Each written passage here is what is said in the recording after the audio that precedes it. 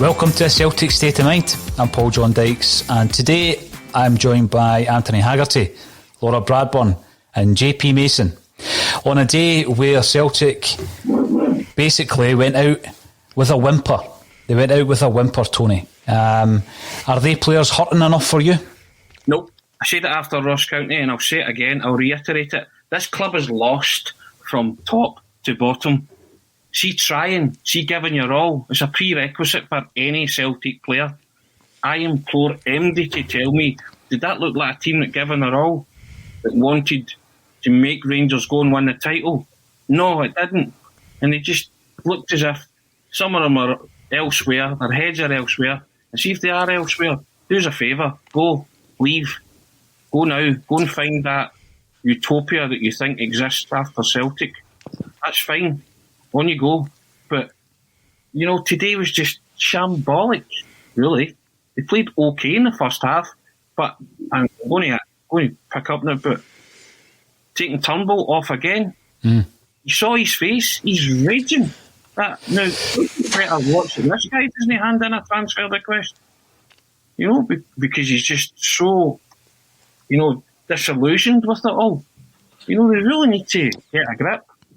That was only 62 minutes. And the big thing with that as well, we're constantly, we've done this all season, we change like for like, Tony. It's not as though we're looking at that saying, right, you know, in the second half things have died a death here, let's actually change it up. We just change personnel like for like, and that's frustrating because, you know, Rogic goes in there, you think, well, you're expecting him to have more joy from the same amount of possession and the same players round about him. And I just think that, you know, it's been an issue with Celtic all season. You're saying they're lost. You know, we've said on this podcast already, it's not about losing the dressing room. The dressing room is lost, but it's not just the dressing room, is it? Well, club's lost from top to bottom. Honestly,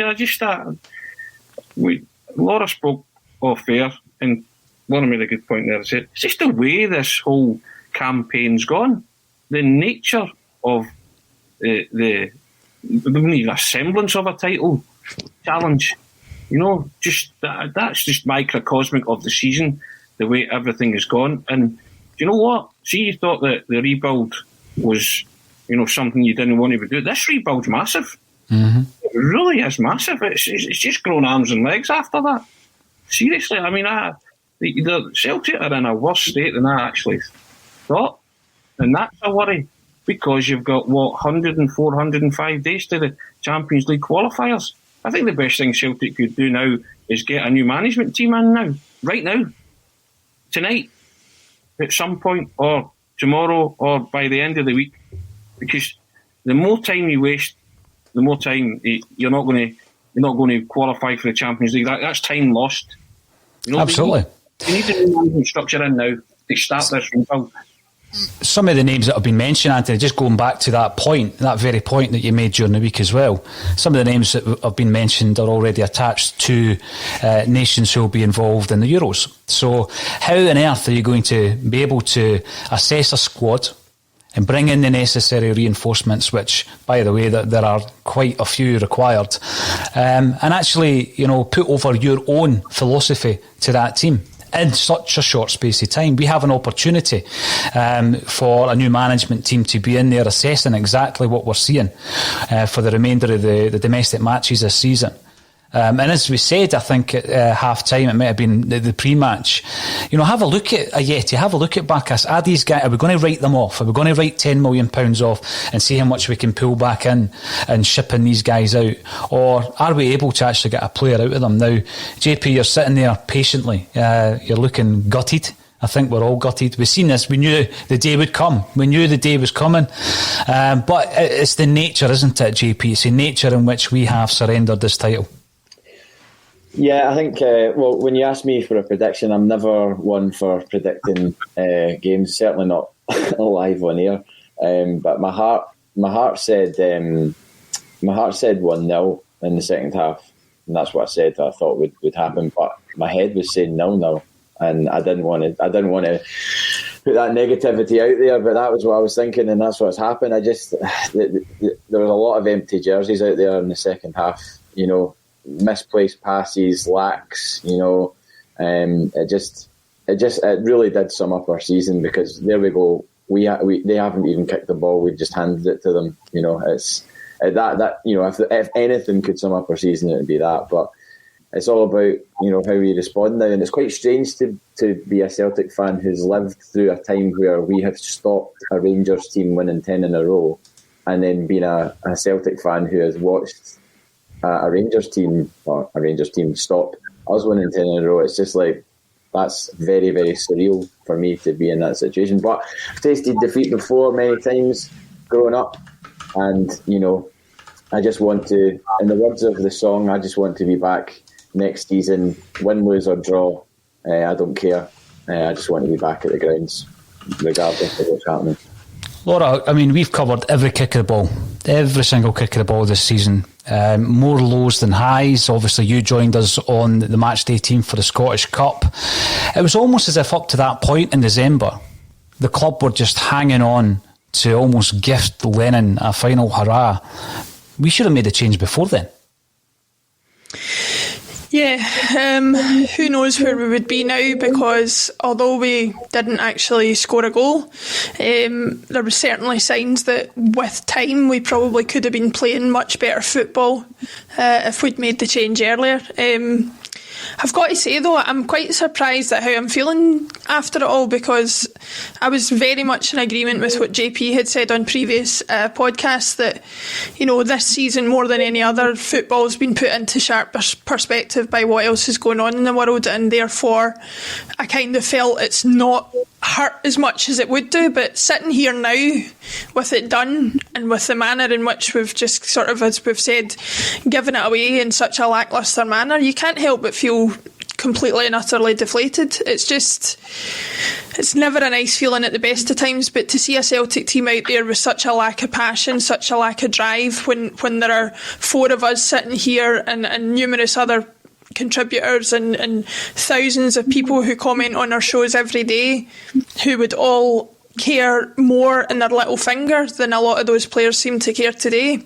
It just beggars belief, and leaves me, for once in my life, short of a word to say. I'm gutted. There's a whole range of emotions, and obviously we've picked this season apart all during the campaign, Anthony. And one big thing that really astonished me was the comment, and I know Jim always brings this up because I wouldn't let it go, was a comment made by Neil Lennon talking about culture. Now, you don't change a culture like a flick of a switch, and it looks, and it's pretty clear that changing the management team is just the first start of the recovery of Celtic, because there's a deeply embedded culture in that side, and it's not the culture that we would expect from a Celtic team. And I think I'm going to go back to Frimpong's comments that this season was normal. He didn't get it, and there's plenty of other Celtic players in jerseys today that just don't get it. Listen, nobody's got it from the get-go. From the minute they crashed out to Ferencváros in the Champions League was the time to get it. Because you crashed out a major tournament and then you just thought, right, you know what? We can't let this happen in the title. No, we have to do what we can to guarantee the 10. And they didn't. They just let it. They let the chain pull out the station, and they just failed to jump on it. And it was as early as that you could see, you seeing the evaporation of a culture, because they never put up a fight against a terrible Ferencváros team. They weren't even bang average, they were terrible. And then the Celtic supporters were starting to point these things out. The Celtic supporters have been pointing these things out long before that. The Rangers games before that, the loss in December, the cup final, where they should have lost, but it was only Fraser Foster that kept him from losing that. These were all signs that, the culture, as you say, was cracking. It seemed it was coming apart, or there was, things happening that, that you had to be on your guard. I say it as well, Rangers threw every resource they could at stopping the 10 and fashioned a decent team who have gone the distance, but they've not had a challenge from Celtic. And that's shameful. It's absolutely and utterly shameful. And if you can see my hands doing strange things, I'm patting my golden retriever on the head. Bangers and all sorts of fireworks and all outside my window. I've got a golden retriever at my side with a wee chihuahua underneath my table here that I'm leaning on. We're just frightened, so that gives you an idea of what we're already putting up with. But so it's utterly shameful. But from top to bottom, Celtic this season, so many people will have so many questions to answer in years to come, because the fans will want answers as to why it came apart at the seams the way it did, and they deserve answers, because people spent 600, 700, 800 quid to watch nothing when they were told that they were tooling up to win this mythical 10. They've done nothing to justify those words, to say that they put in a challenge. Absolutely horrendous. It's been, just horrendous to watch. And as you say, you've been there every kick of the ball, and it's deplorable, to be honest. Deplorable. Stephen Wilson comes in on YouTube, and if you are watching on YouTube, we will continue to cover every single kick of the ball when Celtic start to rebuild what has been a catastrophic downfall this season. Stephen Wilson, this game sums up the season. No one up for the challenge and literally handing the title over. You're looking at the stats. I think I'm right in saying we had 27 attempts at goal. JP, 27 attempts at goal. No cutting edge. Again, the substitutions have baffled me all season. I think it baffled David Turnbull when he got, hauled off with half an hour to go. He's one of our most creative players. There's a culture, and Neil Lennon has gone, but the entire coaching staff remain. I spoke about how impressive John Kennedy was during a press conference on Friday, not as a football coach.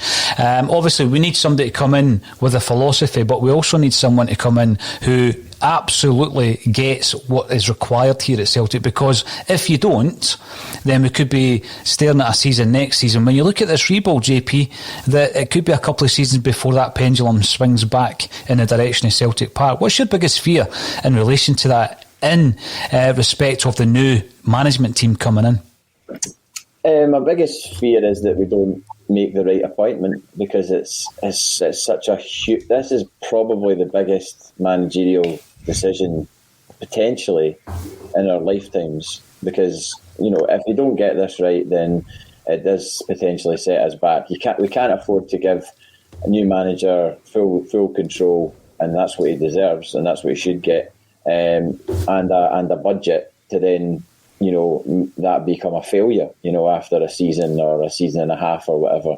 So that is my biggest fear, is that happening.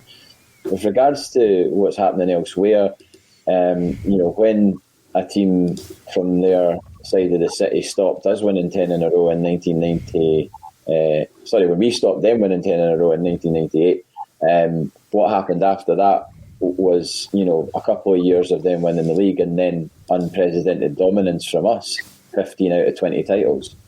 Do I think that's going to happen as a switcheroo? No, I don't. But I do think that it's massively important that we make an appointment that puts us in good stead throughout every aspect of the club, not just the first 11 on the pitch. Things that knock on to the youth, and that allows us to bring through youth development and make our own squads, make our own players. Laura, we have all had tipping points this season, haven't we? And, famously, Jim Orr and I think Lawrence Connolly were the final two to tip. They were hanging on and hoping that Neil Lennon could still turn it around. Mings was back in October. When you're looking at who's to blame, where do you reckon the blame lies? If I want to be really honest about it, after the Scottish Cup final when he was announced. I just thought it took away from that victory for me a little bit. It signalled that no matter what we think of Lennon as a former player and what he did in his first spell as manager, nobody, even the biggest, most ardent Lennon fan, can say that he is anywhere near a step up or even on par with Brendan Rodgers. And so what it indicated to me was, at the very least, we weren't looking to get back to the levels that Rodgers was at. We were happy to go with Lennon and see where that took us, maybe close to the 10 on a budget. And so you can talk about games this season that we all had our tipping points, and certainly there came games this season where I thought, surely this is it, this can't happen. The Ross County exit in the League Cup, the game that I was on, or I came on after, was it St Mirren when we get beat 2-1. There's a couple other games I can think about. There's been so many, but certainly if you want me to be totally honest about it, it was the minute we appointed him permanently. It just signalled such a lack of ambition and such a lack of drive to try and expand the lead that we had. It's something that as a club we have always struggled with. Instead of taking advantage of the gap and taking advantage of the lead that we have, we tend to rest on our laurels until we go, oh, this isn't going right, we need to do something, and by the time we do realise it and try and fix it, it's usually too late. Now, there's a point coming in. There's the various points coming in. So obviously, I am today's sniper and I'm trying to keep up with some of them. Steve Letford, you're commenting on YouTube. If you haven't done so already, Steve, click the subscribe button. Who among us questioned the signings of Duffy, El Yunusi and Ajeti? And I think when we look at that, the big question for me, Anthony Haggerty, would be, was Neil Lennon given the tools required to do this job this season? I think the more you look at it, the more you think probably not. You analyse this and think, well, I say that the last time I was on, I did a kind of compare and contrast exercise with the 2011 players that he signed and the ones that he signed that were signed in the past year or so. You know, and there was a big difference in terms of height, also a big difference in terms of quality. Now, you know, only Neil Lennon has the answers to these questions. Did he sign those players? He's probably signed a non-disclosure agreement, so you might never know. But if it's Nicky Hammond and Peter Law that's signing his players, then they've done the club a gross disservice, mismanagement. You know, getting back to Laura's point as well, when Lennon was appointed after the cup final, everybody just kind of took a sharp intake, and it kind of spoiled that moment because they were, you know, they wanted Celtic to show their ambition again. Look at the levels they reached under Rodgers, unprecedented levels of domestic success. They wanted that run to continue. Now the board have a stark choice. Do they do that again, or do they undersell the club with an unambitious new management structure? You know, you only need to come on here and see the many people that are commenting, the subscribers and the people that watch the numbers. People care. They care about this. They care about this club. How can those at the top not see how much the supporters care, how much it's hurt them this season to relinquish the 10? You know, it meant everything to the supporters because they hadn't done anything in Europe for ages. So domestic dominance and winning that coveted 10 meant a lot. You know, so they really have a stark choice. Can they sit and watch that and say, right, you know, have they got the stomach for a rebuild for a start? Got a bottle for the rebuild? We'll soon find out with who they appoint as the manager. But they can't sit there and think after that, you know, what you're hearing, that Kennedy could be a serious contender. No chance. No, they have to cast their net wider now. I keep saying it. We have to raise the bar here. If you really want, you know, because you could be looking at a period of Rangers dominance that you touched upon there. But when Rangers lost the 10 and Celtic stopped at 10, they went out and got Dick Advocat. Did you see that, JP? Yeah, they did. Straight out and got Dick Advocat. A name, ambition, and they won the title back for the next 2 seasons. And a treble as well. Yeah, and a treble as well, yeah. Treble and a double, I think he won.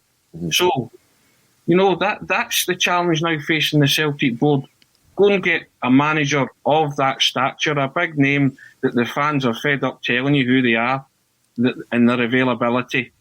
Yeah, the Euros might come into it if it's somebody like Roberto Martinez. Fine.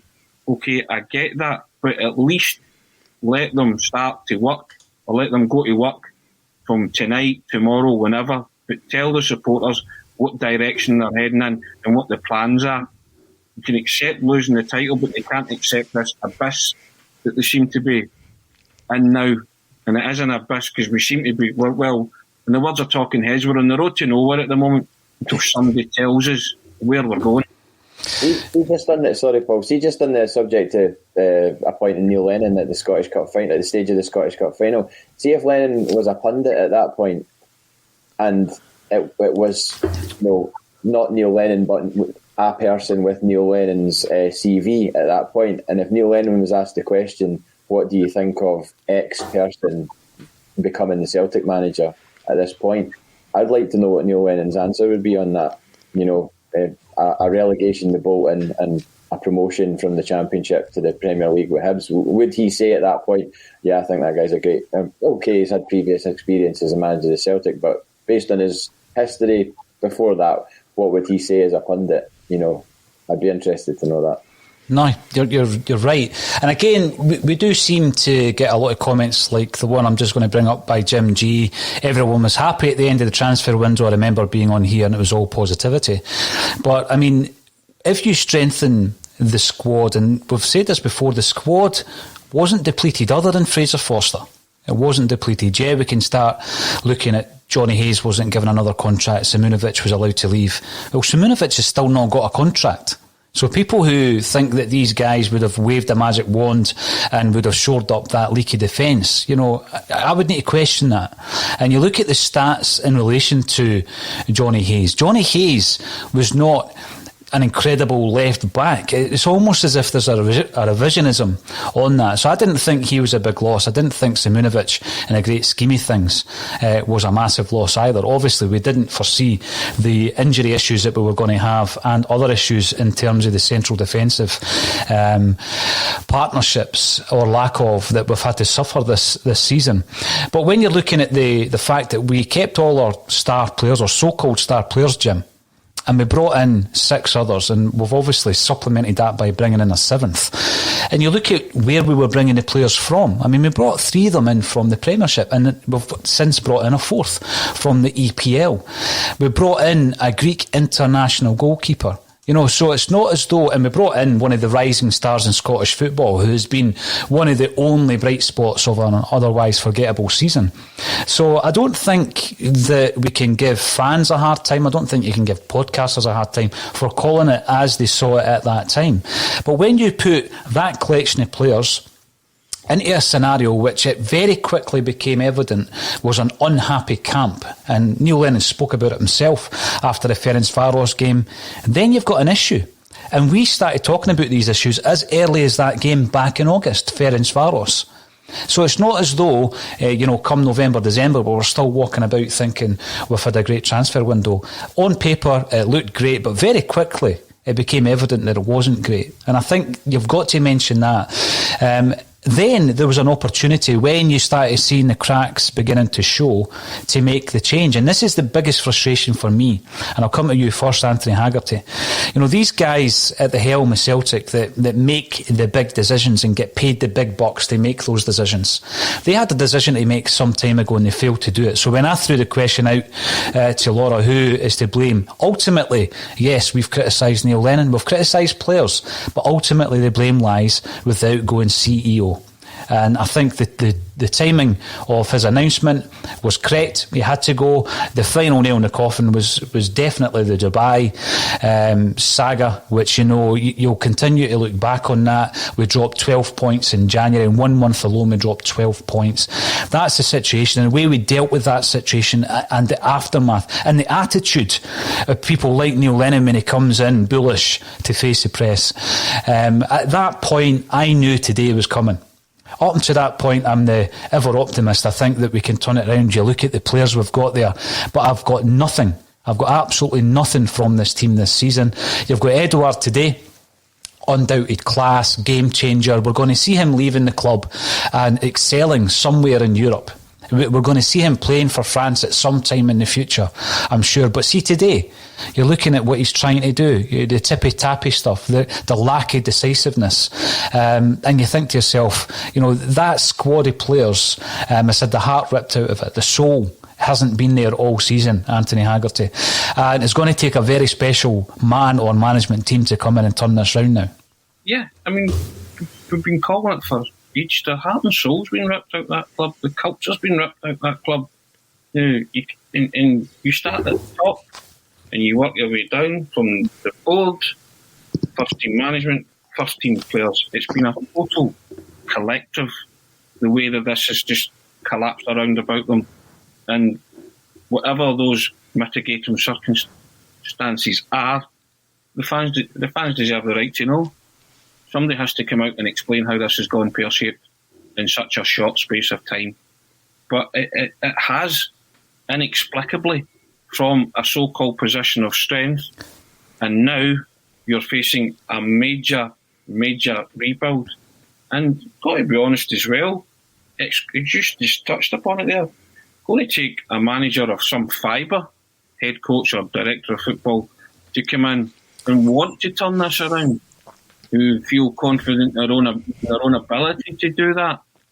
But those coaches are definitely out there. Those managers with experience and, managers in the highest bracket are there.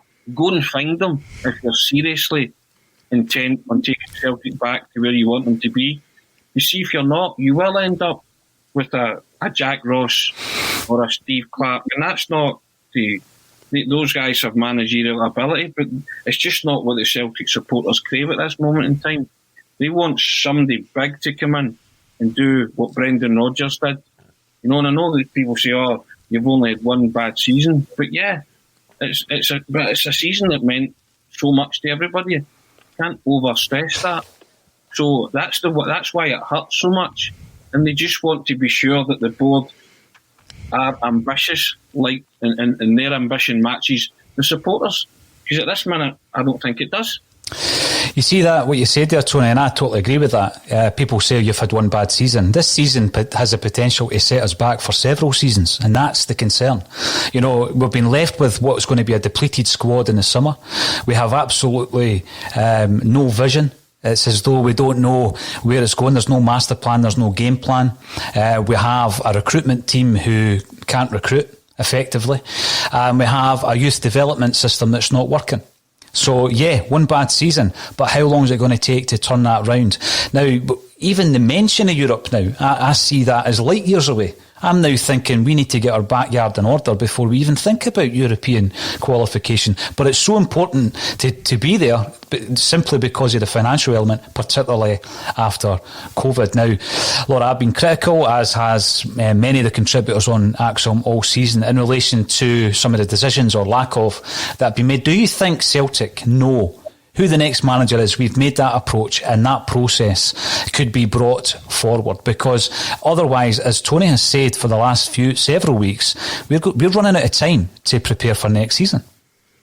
Yeah, I hope there's something in the works, because that at least would suggest that there's a plan going forward. We've seen nothing so far that suggests there is a plan, and at least if there was some semblance of that in place, then that would at least signal that there's work being done to put us in the right direction.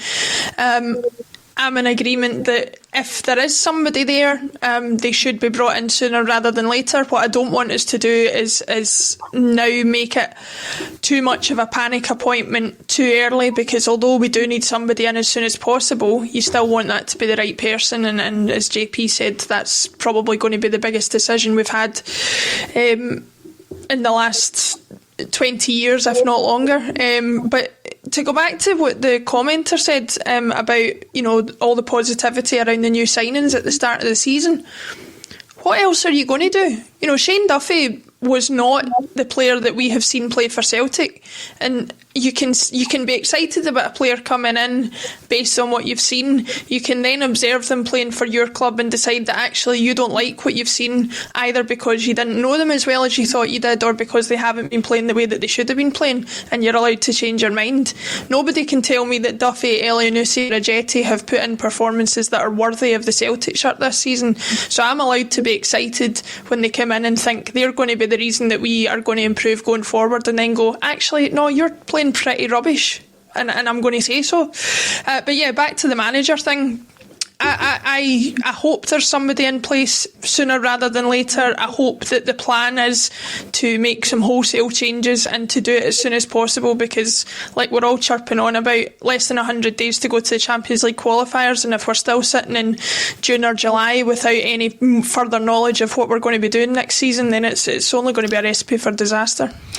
JP, I'm going to come to you for a second. Thinking back to the day that we unveiled Brendan Rodgers as a manager, and looking back, you know, the threat or the challenge that we had back then is nowhere near as real as what we're now facing.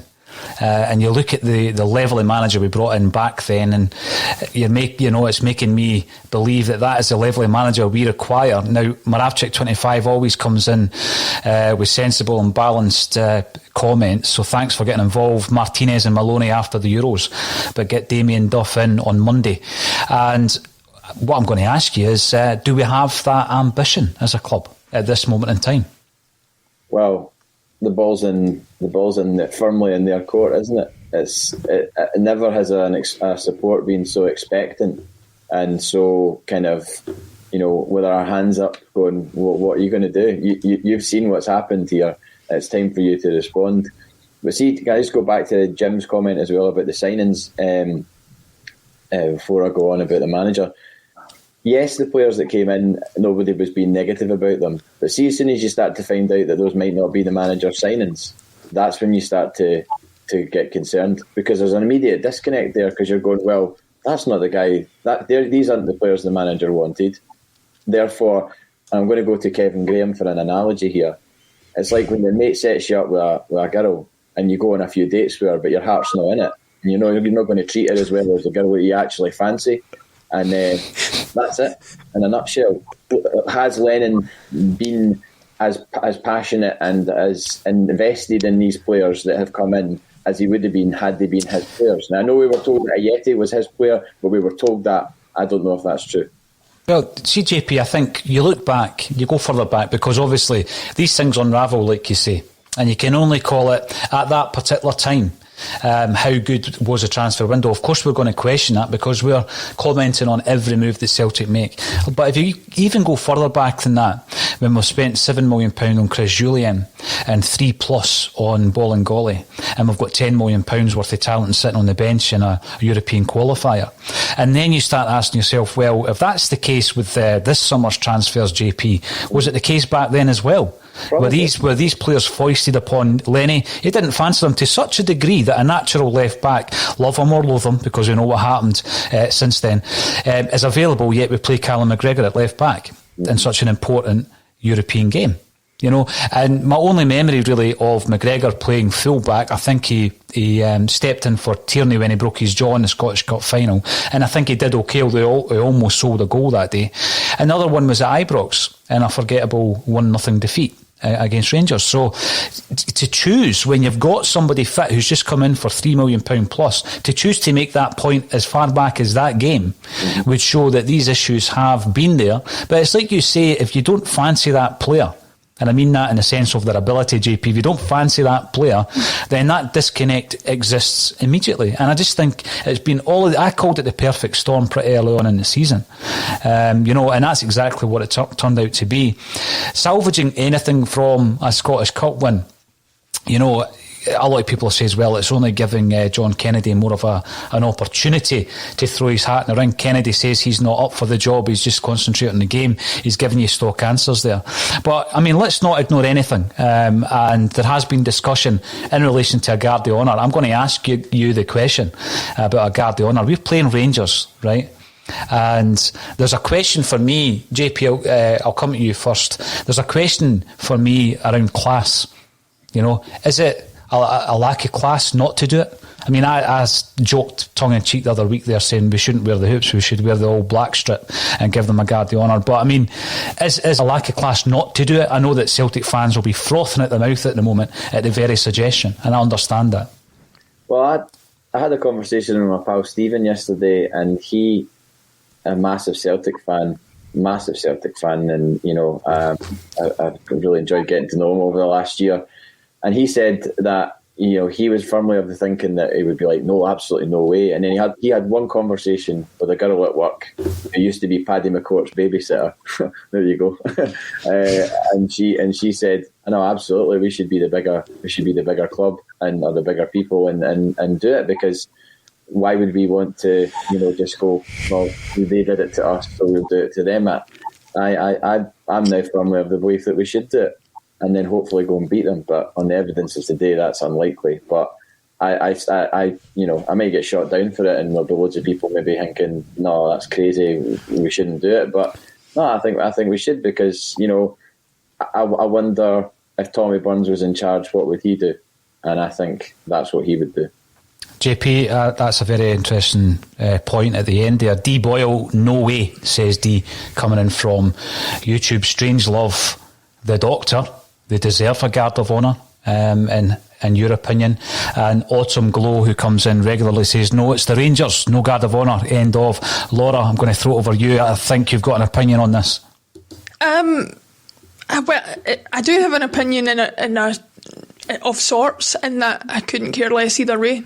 I mean, when Rangers, if they ever did give us a guard of honour, if they did do it, I wouldn't be sitting thinking that's brilliant, they've had to give us a guard of honour. It doesn't really register with me, because it's so orchestrated and so sort of, a show for the cameras, if you like, one way or another. I don't think I would take any satisfaction from it. I don't think I would be particularly upset by it. But I'll thank JP for bringing up Tommy Burns on a day when I'm already emotional, because I can't handle that, I'm afraid.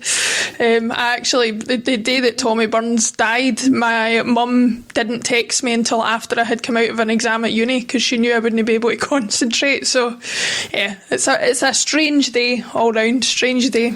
It is. You and Boy Martin, I think we should, because they won't have any fans there to gloat. And Jim Hannaway, correct, we should show Celtic class and do it. Last words on a day like today goes to Anthony Haggerty. What's your thoughts on this? I think if you're talking about class and losing with honour, respect and dignity, then you do it. Simple as. But I'm with Laura on that. Whether they do it or not, I don't particularly care. But it's, but if you want to lose in the appropriate manner, then, yeah, do it. It shows a bit of class, shows a bit of humility, and it shows a bit of dignity. Yeah, you're hurting for what's happened, but you're also respecting the fact that in competitive sport, another team has won the title. So, yeah. You. I love that from Mark Bradley there. Give them a guard of honour and then give them a beating. That's the Celtic way. It is.